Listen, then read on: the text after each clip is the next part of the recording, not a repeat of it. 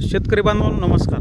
आज आपण आलेलो आहोत पिंक तैवान. याच्यापूर्वी पण आपण व्हिडिओ पाहिलेले आहेत. त्या पिंक तैवान या पेरूच्या प्लॉटमध्ये आलेलो आहेत. याच्यामध्ये बघू शकताय आपण की जस्ट आत्ताच आपण हे माती लावण्याचं काम 15 दिवसापूर्वी केलेलं आहे. हे आपण बघू शकतो. याला खतचा पण डोस दिलेला आहे. आपण राऊंड पद्धतीनं खतचं व्यवस्थापन केलेलं आहे या पेरूसाठी. हे ड्रीपद्वारे ते खतसाठी पाणी आपण म्हणजे पावसाळा जरी असेल तरी अशा पद्धतीनं आपण पाणी दिलेलं आहे.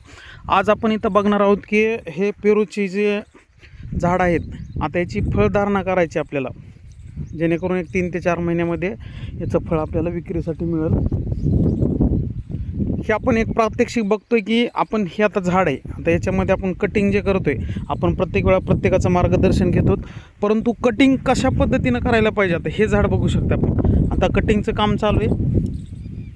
हे असं हे झाडाचे जे फांद्या वगैरे कट करतो आपण, जे म्हणतो की बाबा म्हणजे पेरूच्या झाडाची कटिंग केल्याच्यानंतर फळधारणा चांगल्या पद्धतीनं लागते.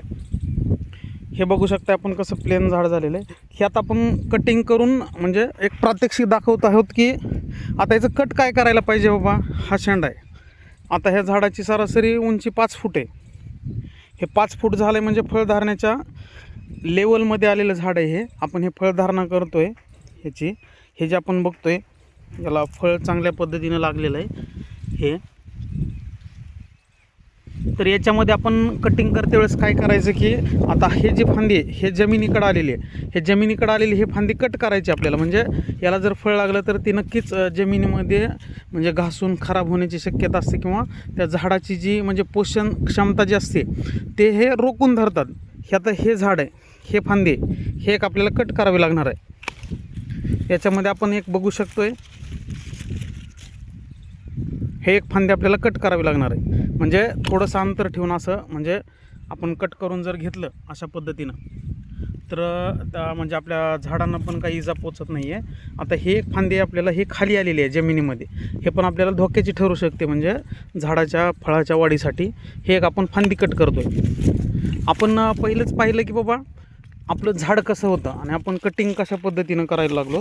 आता एक झाडासाठी आपण एवढं मटेरियल काढलेलं आहे. हे बघू शकता आपण, हे जमिनीमध्ये गेलेले म्हणजे माती मशागत करते वेळेस याच्यावरती माती पडल्याच्या नंतर हे जे फांदी आहे हे जमिनीमध्ये गेलेले आहे. हे एक आपल्याला फांदी कट करायची आहे. हे अशा पद्धतीनं कट करून निघालेला पालापाचोळा जो आहे तो आपण बाहेर पण टाकत नाही, कारण याचंच म्हणजे कुजून जैविक खत तयार होतं. हे आपण झाड बघू शकतो की आता कशा पद्धतीनं एक साईड झालेलं आहे आणि दुसरी साईड बघू शकतो आपण. आता हे फांदी आहे, हे पण जमिनीलाच म्हणजे असं खाली घासते. समजा याला जर फळ लागलं तर ते ह्याचं वेट वाढून असं जमिनीवरती जाणार आहे, म्हणजे त्याची नासाडी होणं किंवा फळ न पोचणं हे कारणं वाढवू शकतात. तर आपल्याला हे एक फांदी कट करायची असे, आणि हे फळ आपल्या काहीही कामाचं नाही आहे म्हणजे एवढ्या बुडामध्ये, तरी पण आपण हे ठेवतो आहे किंवा पुढच्या वेळेस आपण याच्यावरती पण ट्रायल घेऊयात. हे फांदी आता हे पूर्णतः ट्रॅक्टरच्या मारामुळे किंवा याच्यावरती माती जाऊन आपली हे फांदी खराब झालेली आहे. हे पण आपण कट करतो आहे.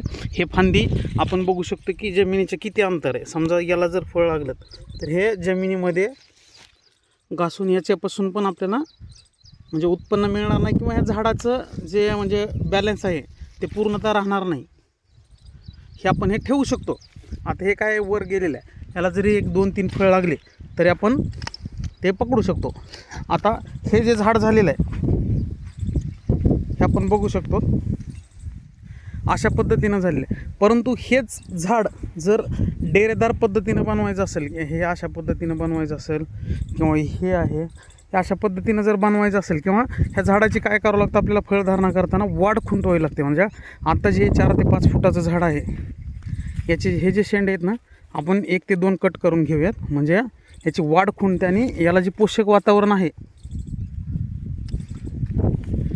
हे पोषक वातावरण स्वतः झाड किंवा खालून जे आपण अन्नद्रव्य देतो किंवा ऊन असेल म्हणजे हवा असेल, हे जे नॅचरल क्लायमेटमध्ये हे झाड वाढलं जातं. हे आता आपण पहिलं बघितलं होतं की व्हिडिओमध्ये याच्यामध्ये कशा पद्धतीनं झाड होतं, परंतु हे आता कसं डेरेदार पद्धतीनं झालेलं आहे. अशा पद्धतीनं जर कटिंग केली शेतकरी बांधवांनो तर नक्कीच आपल्याला म्हणजे फळधारणामध्ये जर आता पहिल्यांदा आपण फळधारणा करतो आहे, याच्यामध्ये ट्रायलला आपण घेतले होते की 20 ते 25 पेरू ठेवले होते या बागेमध्ये. एक 500 ते 600 ग्रामचा पेरू आपल्याला याच्यापासून म्हणजे मिळालेला आहे. आता याचं आज म्हणजे छाटणी झाल्याच्या नंतर रोपांची याचं 1 ते 2 दिवसामध्ये याच्यासाठी स्प्रेइंग करून घेतलं जाईल, किंवा फळ धरण्यासाठी जे असतं ते स्प्रेइंग करते वेळेस पण आपल्याला वेळोवेळी मार्गदर्शन केलं जाईल. अशा पद्धतीनं जर आपण ही बाग लावून आपण स्वतः जर कट करत राहिलो तर नक्कीच याचा खर्च कमी होईल. आणि काही गोष्टी आपण शिकल्याच्या नंतर जो शेतीचा खर्च आहे तो इतरांना, म्हणजे आता विषय काय झालेला आहे, मजुराअभावी म्हणजे वेळ लागतो आहे. आता याच्यामध्ये आपल्याला जसा वेळ मिळेल त्या पद्धतीनं जर आपण असं म्हणजे शेतामध्ये सकाळी जसं आपण जॉगिंग करतो, व्यायाम करतो, जसा वेळ मिळेल, सुट्टी असेल किंवा आपल्याला सकाळी जर 2 तास जर आपण बागेसाठी दिलेत तर नक्कीच अशा पद्धतीनं आपण बाग आणू शकतो. प्रत्येक वेळोवेळी आपल्याला याच्याबद्दल म्हणजे आपण लागवड करते वेळेचं आहे, याच्यासाठी माती लावण्याचं काम करतो, आपण पाळी घालण्याचं काम करतो. प्रत्येक व्हिडिओ आपण म्हणजे शेतकऱ्यांसोबत शेअर करतो आहे. पण आता वेळ आलेली आहे की आपल्याला फळधारणा करण्याची. त्याच्यामुळं आज खास कटई कशी केली जाते, आपण म्हणतो झाडाची कटई करायची, म्हणजे जे फांद्या साईडच्या आलेले ते कट करून टाकायच्यात. अशा पद्धतीनं आपण कट करून ह्या झाडाला स्वावलंबी बनवण्याचं काम आपण केलेलं आहे. नक्कीच यापुढेही आपण पार्ट टाकत जाऊया म्हणजे व्हिडिओ, की कशा पद्धतीनं पेरू लागवड करून त्याच्यामधून चांगल्या पद्धतीनं उत्पन्न घेतलं जाईल. आता भाव हा आपल्या म्हणजे हातामध्ये नाही आहे शेतकऱ्यांच्या, तरी आपण म्हणजे चांगल्या पद्धतीचं उत्पन्न आणून त्याच्यावरती जर समजा म्हणजे तेज असेल आपल्या म्हणजे जे निघणार आहे याच्यामधून पेरू, तर नक्कीच चांगल्या भावामध्ये विकलं जाईल बाजारामध्ये आणि व्यापाऱ्याकडं पण. आपण अशाच पद्धतीनं बाग लावून नक्कीच आपण म्हणजे याच्यामध्ये आपण आंतरपीक पण घेतलं होतं गेलेल्या वर्षी, परंतु यावर्षी आपल्याला फळधारणा करण्यामुळं म्हणजे आंतरपीक घेतलेलं नाही, त्याच्यावरची कीड माशी, डंकी माशी हे पेरूवरती जाऊन आपल्याला नक्कीच हानिकारक होऊ शकतो. त्याच्यामुळं आपण आंतरपीक घेतलेलं नाही. आपण हे पाहू शकतोय, हे पूर्णतः 1.5 एकरची बाग आहे पेरूची.